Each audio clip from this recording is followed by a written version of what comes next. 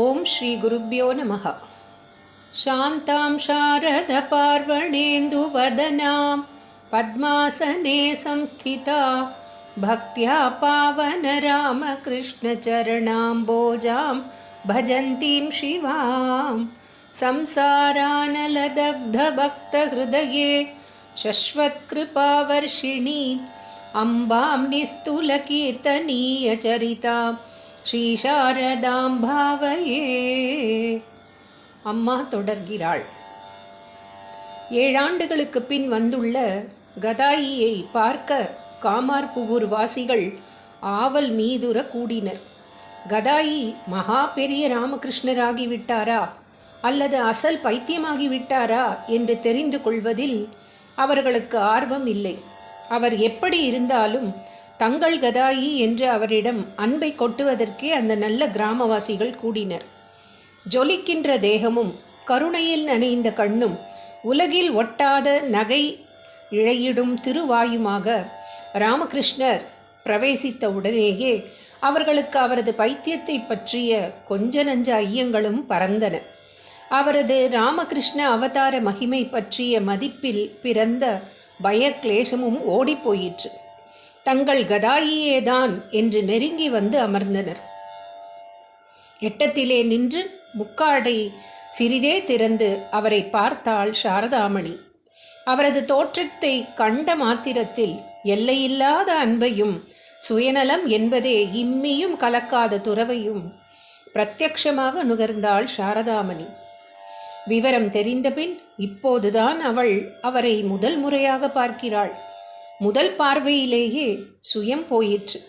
சுயநலமே இல்லாத அன்பு இவளிடமிருந்து அவர் பால் பொங்கிக் கொண்டு எழுந்தது. அவர்தாம் தனக்கு சகலமும், அவரே தன் பிராணபதி, அவரே தன் ஆத்மநாயகன் என்று தெரிந்து கொண்டு விட்டாள். பிராணபதி ஆத்மநாயகன் என்பதையெல்லாம் வேறெந்த மொழியிலாவது பெயர்க்க முடியுமோ?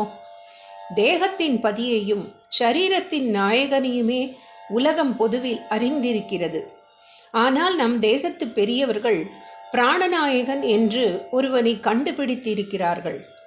பரம பக்தர்கள் ஈஸ்வரனையே பிராணநாயகனாக்கி கொண்டு அவனுடைய நாயகியானார்கள். ஆனால் மனுஷ்ய சரீரம் கொண்ட சாரதை மனுஷ்ய சரீரம் கொண்ட ராமகிருஷ்ணரை பிராணகாந்தனாக கொண்டதற்கு ஈடு உண்டா? அவளது பிராணனின் மூலத்தில் ஓர் அமிர்த சரசின் ஊற்று கண்கள் திறந்து கொண்டன. அவரை அப்போ பார்த்ததிலிருந்து என் ஹிருதயத்துக்குள்ளே ஒரு ஆனந்த கும்பத்தை ரொப்பி வச்சிட்ட மாதிரியே அனவரதமும் இருந்தது. துளி கூட மாறாத அந்த தெய்வீக ஆனந்தத்தை என் மனசு எப்படி மொண்டு குடிச்சதுங்கிறதை வார்த்தையாலே கோடி காட்டக்கூட முடியாது என்று பிற்காலத்தில் நம் அம்மா மொழிந்திருக்கிறாள். வயிற்றுக்கு நிறைவு தருகிற சிசு 10 மாதமானால் வயிற்றை காலி செய்துவிட்டு வெளியே போய்விடும். ஆனால் ராமகிருஷ்ணர் சாரதையின் இதயத்தில் வைத்த ஆனந்த நிறைவு கரு என்றுமே அவளை விட்டு நீங்கவில்லை. அவரது பாங்குதான் முதலில் அவளுக்கு தெரிந்தது. பிறகே சரீரம் தெரிந்தது. இப்படி இழைத்து விட்டாரே, என்னமோ பெரிய பெரிய சாதனையெல்லாம் பண்ணினாராமே, அதனால்தான் இழைத்தாரா? அந்த சாதனையெல்லாம் எனக்கு புரியாது. ஆனால் இழைத்திருப்பது மட்டும் புரிகிறது. என்னை அதுவே உருக்குகிறது. அந்த உருக்கத்துக்குள்ளேதான் எத்தகைய தூய பிரேமை! சாரதாமணி முக்காட்டுடனே வந்து ராமகிருஷ்ணருக்கு நமஸ்கரித்தாள். எந்த பருவ மங்கையும் எந்த யௌவன புருஷனுக்கும் அவ்வளவு பாவனமாக நமஸ்கரித்திருக்க முடியாது. சாரதா, இவாளெல்லாம் நம்ப மனுஷியாள். நான் இவளோட தான் லூட்டி அடிச்சுட்டு இருப்பேன். புது மாட்டு பொண்ணுன்னு நீ உள்ளேயே இருந்துடாதே. நீ அடங்கி இருக்கிறது தான் எனக்கு பிரீத்தி. வெளியிலே சுத்தாமே அகத்தோடு தான் இருக்கணும். ஆனால் ரொம்ப கட்டுப்பெட்டியாக இருந்துடாதே. நம் மனுஷியாளோடே நீயும் சேர்ந்துண்டு நான் பண்ணுற ரகளை எல்லாம் ரசிச்சுண்டு இரு என்று கூறினார் ராமகிருஷ்ணர். ஒவ்வொரு அக்ஷரத்திலும் அன்பை துளும்ப துளும்ப நிரப்பி பேசினார். எந்த யௌவன புருஷனும் எந்த பருவ மங்கைக்கும் தர முடியாத பாவன அன்பு அது. இந்தா, இதோ இவாளுக்கு நமஸ்காரம் பண்ணு. இவாதான் பைரவி பிராமணி என்கிற மகா யோகினி, என் குரு. எங்கள் அம்மா மாதிரி நினச்சி மாட்டு பொண்ணா இவாளுக்கு கைங்கரியம் பண்ணு. பரம புண்ணியம் கிடைக்கும் என்றார் ராமகிருஷ்ணர். தன்னை போலவே பெண்ணாக பிறந்தும் தான் கனவில் கூட நினைக்க முடியாத பெரிய நிலைகளை அடைந்த பைரவியிடம் சாரதைக்கு பயமும் மதிப்புணர்ச்சியும் உண்டாயின. நடுங்கிக் கொண்டே நமஸ்கரித்தாள். பைரவியை சாரதாவுக்கு மாமியார் ஸ்தானத்தில் வைத்தார் ராமகிருஷ்ணர். சாரதையின் மாமியார் சந்திரமணி உண்மையில் அவளுக்கு அம்மாவாகவே இருந்தாள். பைரவியோ மாமியார் அந்தஸ்தை அப்போதே தன் மனதில் ஏற்படுத்தி கொண்டு விட்டாள். மாமியார் வெளியில் அந்தஸ்தை காட்டினாலும் அந்த அந்தஸ்துக்கு அடிப்படையாக ஒரு பெரிய குறைவு உணர்ச்சியும் தாபமும் ஆசாபங்கமும் இருக்கும். இது மனதத்துவ விஷயம். தான் எடுத்து வளர்த்த பிள்ளையின் வாழ்வில் முக்கியத்துவம் பெற புதிதாக இன்னொருத்தி வந்தவுடன் தாய் மனசில் எதையோ பறிகொடுத்த துக்கம் ஏற்படுகிறது. துக்கத்தில் சித்தம் சிதறுகிறது. புது மாற்று பெண்ணிடம் அர்த்தமில்லாத கசப்பு ஏற்படுகிறது. அந்தஸ்தை காட்டி அதிகாரம் செய்ய தலைப்படுகிறாள். பக்குவ ஜீவிகளுக்கு இத்தகைய எண்ணங்கள் ஏற்படுவதில்லை. சந்திரமணிக்கு ஏற்படவில்லை. ஆனால் பைரவி பிராமணிக்கு ஏற்பட்டுவிட்டது. அதுதான் யோகமாயை என்பது. மகாமாயாதேவி இந்த மகா யோகினியை ஆட்டி வைக்கலானாள். எத்தனையோ அருண் சாதனைகளை சாதித்த பைரவிக்கு எனது என்பதற்ற அன்பை சாதிக்க தெரியவில்லை.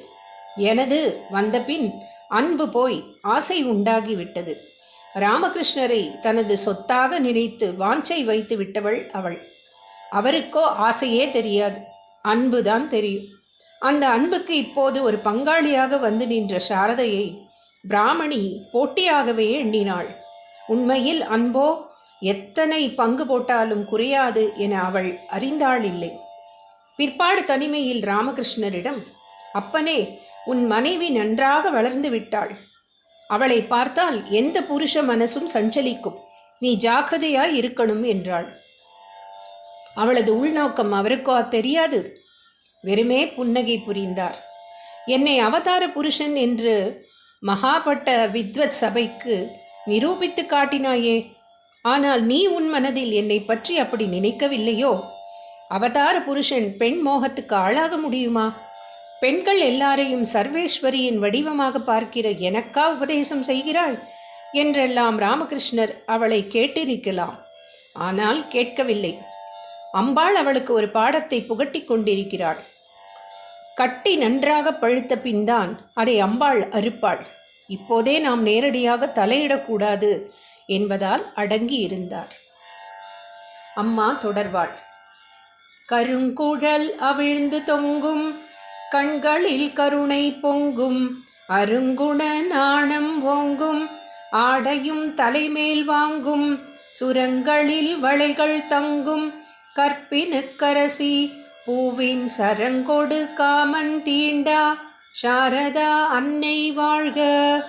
ஓம் சாந்தி சாந்தி சாந்தி.